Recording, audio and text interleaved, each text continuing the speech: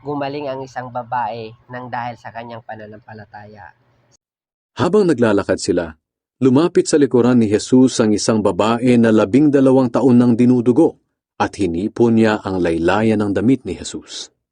Sapagkat sinabi ng babae sa kanyang sarili, "Mahipo ko lang ang damit niya ay gagaling na ako." Lumingon si Jesus at pagkakita sa babae ay sinabi, "Anak, lakasan mo ang loob mo. Pinagaling ka ng iyong pananampalataya." At gumaling nga ang babae ng sandaling iyon. Sa verse na napakinggan natin, makikita natin dito na walang imposible sa isang tao basta't may pananampalataya siya.